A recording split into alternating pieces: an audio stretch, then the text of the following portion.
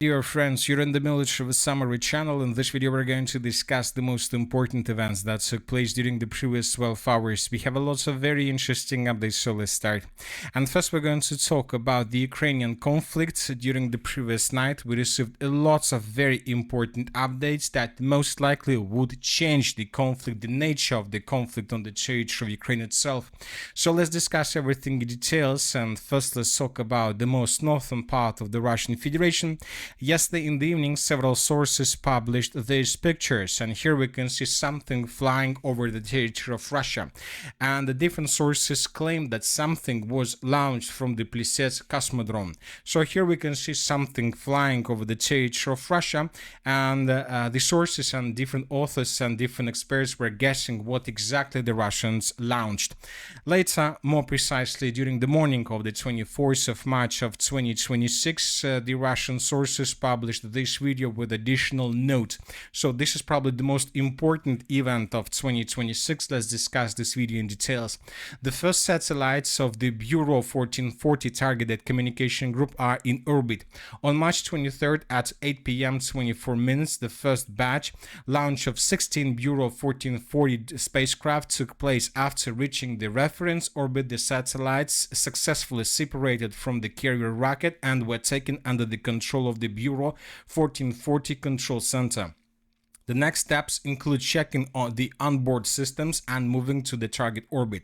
The launch of the first devices of the target group marks the transition from experiments to the creation of a communication service.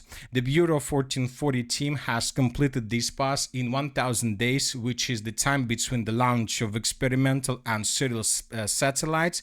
Ahead are dozens of launches and hundreds of Russian low-orbit satellites for a communication service with global coverage. So here you can see how the Russians launched the Starlink analog, and now the Russians in days, maybe in weeks, in months, will be able to restore the internet connection on the territory of Ukraine without any problems, without any issues, and without any probably resistance from the Ukrainian side. Later we received additional picture about the situation. Here we can see the territory over Alaska. A Russian satellite was spotted with a photo taken from a surveillance camera installed in Alaska. So this is the first group of Russian satellites that in the future will provide the internet connection covering the entire planet. And this is once again the Starlink analog.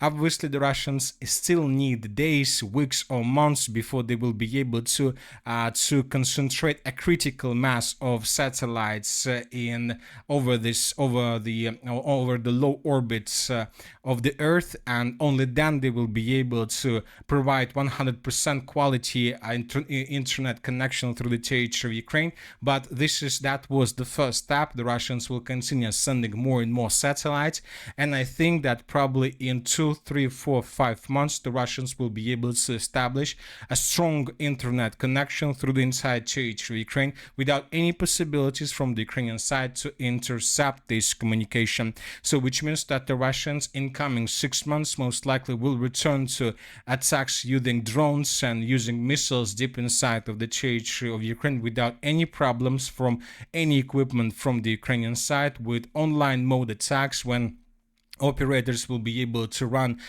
drones deep inside of the territory of Ukraine and to attack objects they managed to find in online mode. So this is a very dangerous situation. We saw something like this in the beginning of 2026 and in the late 2025 when the Russians using the Starlink systems were attacking the territory of Ukraine without any problems. Later, the Ukrainians cut off the Russians from the Starlink internet, and we see how this situation affected the Russian capabilities. Basically, they stopped on the many front lines, and furthermore, the Ukrainians managed to counterattack in the Zaporozhye direction and to restore control over huge territories. So this is the situation, and now we see that the Russians began this very difficult and probably sometimes even very slow process of recovering.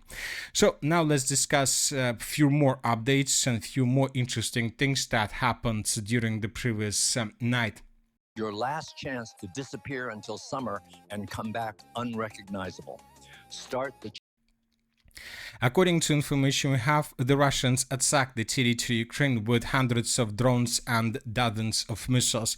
This picture was published this morning by pro-Ukrainian sources, and here we can see what kind of territories, the Russians were attacking, and what kind of arms the Russians were using for these purposes. The Russians, as you can see, used hundreds of drones. The Russians attacked were trying to attack the Kiev region. The Russians were trying to attack the western parts of Ukraine. The Russians attacked many positions along the line of combat contact. The Russians attacked the Poltava region, the Sumy region, and the Kharkiv region.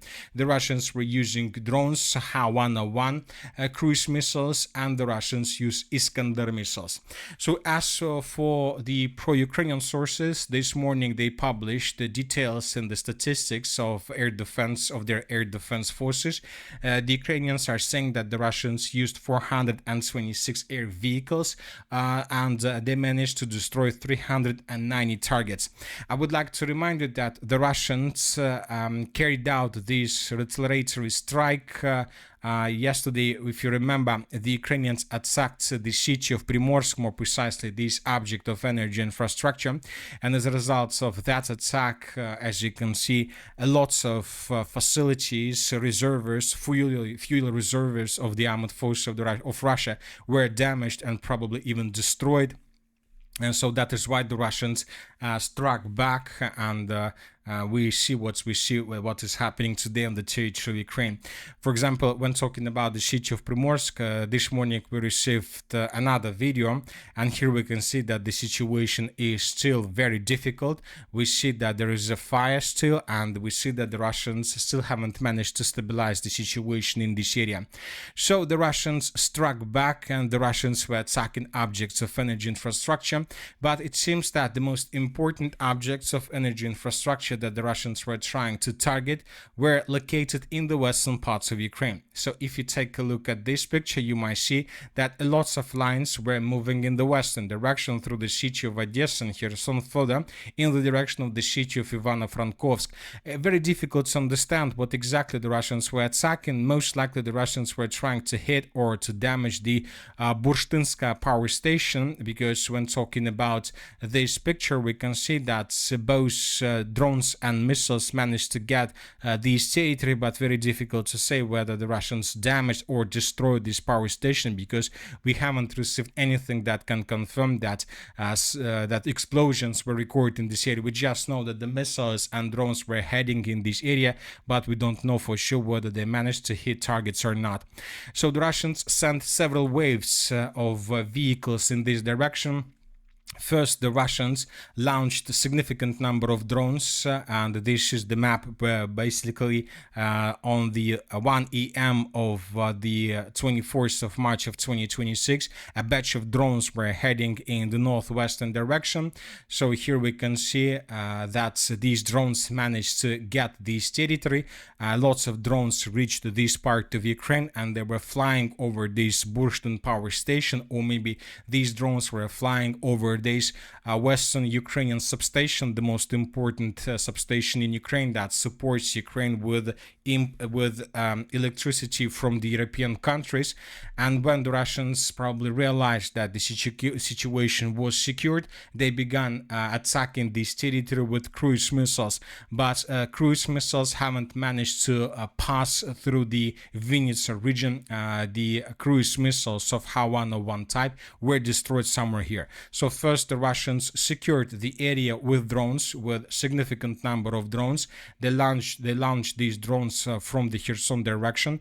They managed to get this territory, and then the Russian drones began flying over the territory. And when the Russians probably realized that the pass is safe, they launched cruise missiles using the same routes of attack, but these cruise missiles were destroyed somewhere over the Vinnytsia region, so which means that these cruise missiles haven't managed to get the targets in the southwestern parts of Ukraine.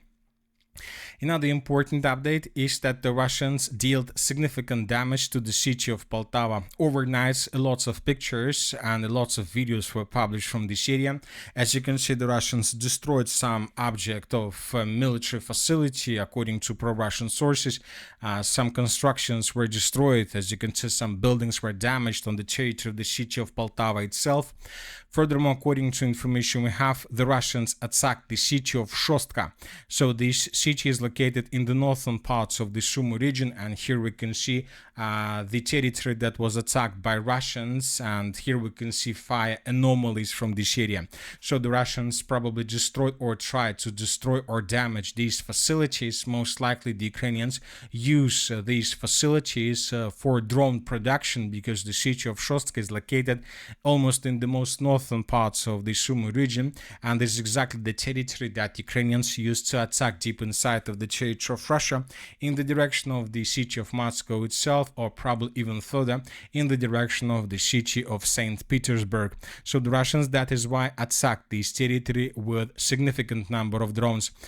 Furthermore, we have reports that the Russians attacked the city of Zaporozhye. According to information we have, the Russians attacked some truck station, and lots of trucks, as you can see, were damaged or even destroyed. This video was published this morning, and here we can see already the consequences of that attack. Here we can see the video published during the nights, explosions, videos of attacks from the Russian side. Here we can see this truck station before attack, and here we can see several trucks were damaged as a result of Russian Iran attacks, and here we can see a gas station that was also attacked by the Russians. So this is obviously not an object of energy or infrastructure or something like this. It's just a truck station that most likely the Ukrainians were using to bring or to move cargoes from one side of Ukraine to another.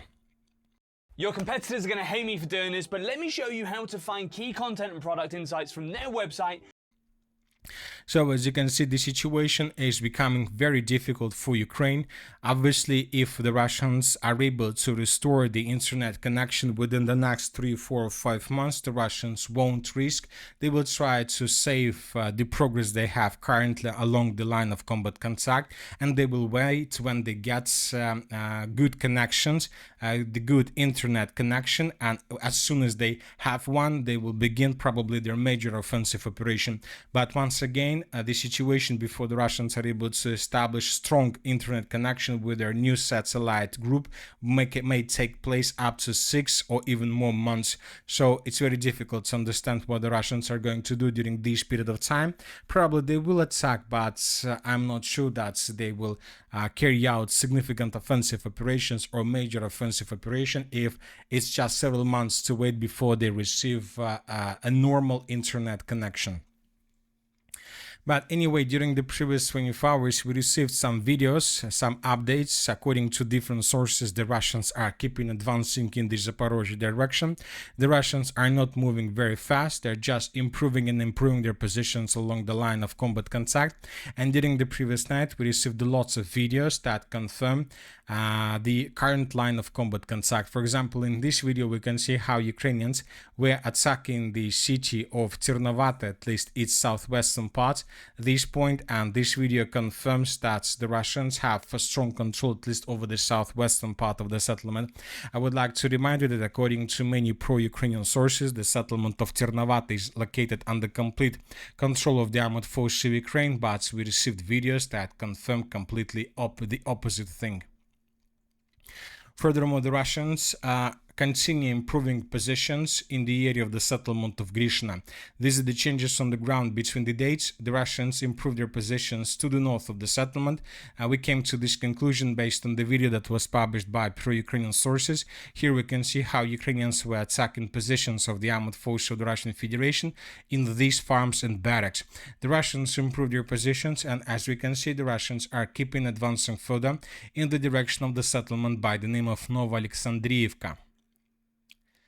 As for the Konstantinovka direction, during the previous night we haven't received anything special.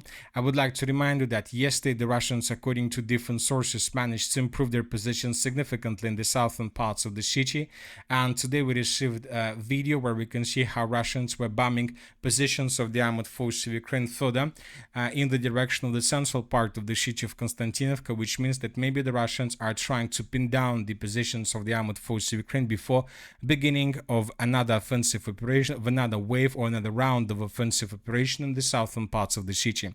So the clashes for the city of Konstantinovka continue.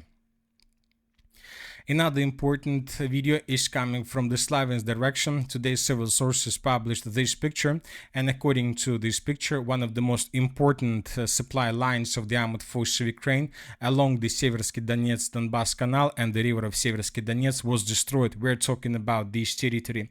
If we increase the numbers of updates since the beginning of March, we'll see lots of videos exactly from this area, and every single video shows how the Ukrainians were trying to redeploy their forces from one bank of the river of Seversky Donetsk to another, with the purpose to reinforce positions of the armored forces of Ukraine on the territory of the city of Liman.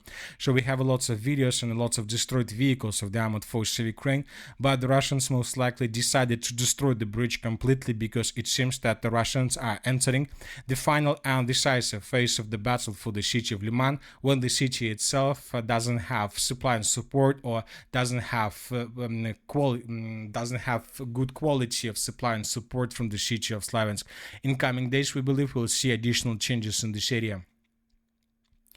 Now let's talk about the northern directions. Just before we started making the video, several sources, pro-Russian sources, including the group of forces north, stated that the Russians, as a result of clashes, established complete control over the settlement by the name of Peshchane. Before the next video, we will adjust the map and we will color the territory by adding additional territory like this under complete control of the armored forces of the Russian Federation. The Russians, as we can see, are keeping advancing further in the most northeastern direction of the Kharkiv region. Did you know that talking out loud to yourself is a sign of a high IQ? Really? I thought I was just bananas. Now let's discuss the situation in the Middle East. I would like to remind you that several days ago, the President of the United States of America